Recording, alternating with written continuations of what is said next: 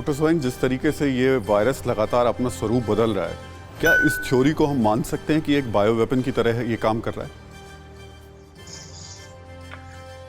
देखिए, ये तो एक इन्वेस्टिगेशनल इशू है, तो इस पे एज ए डॉक्टर जो हम फ्रंटलाइन वर्कर्स हैं उस पर कमेंट तो नहीं कर सकते हैं। लेकिन ये मैं जरूर कहूंगा कि इस तरह की महामारी, इस तरह का संक्रमण, इस तरह का वायरस पहले तो कभी देखा नहीं गया है, जिसमें स्प्रेड भी इतनी तेज होता है और वो म्यूटेंट बार बार अपना म्यूटेशंस होती हैं, वेरिएंट दूसरे आते रहते हैं।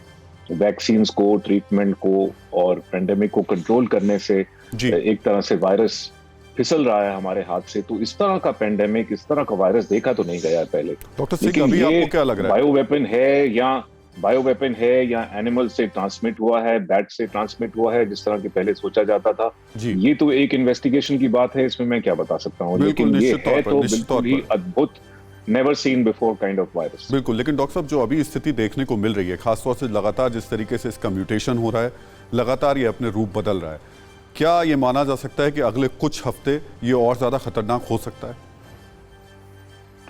देखिए, ये पहले ही इतना खतरनाक है कि हमारे यहाँ करीब 2.5 लाख लोगों की डेथ हो गई है और शायद दुनिया में इतनी सारी जो डेथ्स हुई हैं उससे डबल डेथ हुई होंगी, कि ना केवल भारत में बट यूके में, यूएस में, सभी जगह जहां पे डेथ रेट ज्यादा रहे हैं पहले, तो डेथ एक तरह से अंडर एस्टिमेट हुई है। तो मैं ये सोचता हूं कि 20 लाख लोग इससे मरे हैं ऑलरेडी, तो काफी सीरियस है पहले से ही। और ये सीरियसनेस लगातार जारी रहेगी अनलेस हम इसका काबू पा पाए वैक्सीनेशन करने से। आप देख रहे हैं कि जिस तरह इजराइल में, यूके में और कुछ हद तक यूएसए में वैक्सीनेशन जैसे जैसे बढ़ रहा है, उसी तरह जो इन्फेक्शन रेट्स कम आ रहे हैं। तो ये एक क्लियर डेमोन्स्ट्रेशन है कि भारत को भी यही करना है, नहीं तो ये महामारी और तेज हो जाएगी और सीरियस हो जाएगी। पर इसके साथ साथ कुछ सवाल भी उठने शुरू हो गए हैं डॉक्टर इंदर, खासतौर से वैक्सीनेशन को लेकर ये कहा जा रहा है कि जो लोग वैक्सीन लगवाते हैं, शुरुआत के 1 हफ्ते में उनका इम्यून सिस्टम थोड़ा कमजोर हो जाता है। इसमें कितनी सच्चाई है?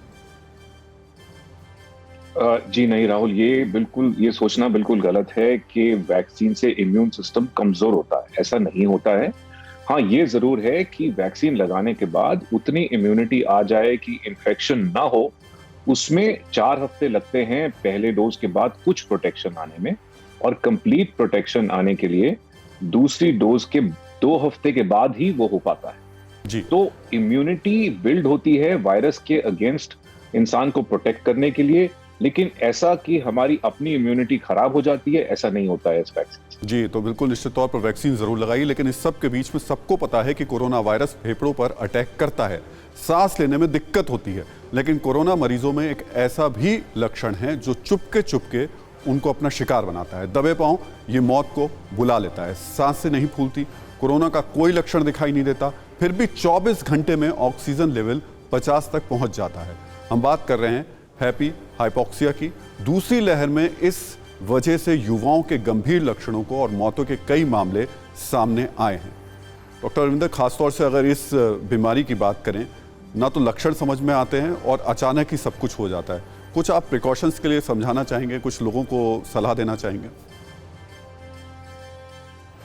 देखिए, ऐसा है कि जो प्रिकॉशंस हैं कोविड के, वो तो हम सभी जानते हैं, और हम ये भी जानते हैं कि ये हमारी कुछ हद तक हमारी अपना बुलाया हुआ मेहमान है। मतलब हमें जो नहीं चाहिए था लेकिन हमने बुला लिया है, वो इसलिए क्योंकि हमने दिसंबर के बाद हमने फिर से क्राउडिंग शुरू कर दी, फिर से लोग नॉर्मल लाइफ की तरफ आ गए, अपना चलना फिरना, बाहर जाना, लोगों के साथ मिलना, पार्टी, शादी, जो रिलीजियस सेलिब्रेशंस हैं और रिलीजियस गैदरिंग्स हैं, आप देख रहे हैं, उसको बार बार मैं क्या बोलूं, फार्मर्स प्रोटेस्ट है, इलेक्शन रैलीज हैं, ये हमने खुद ही अपने पैर पे कुल्हाड़ी मारी है।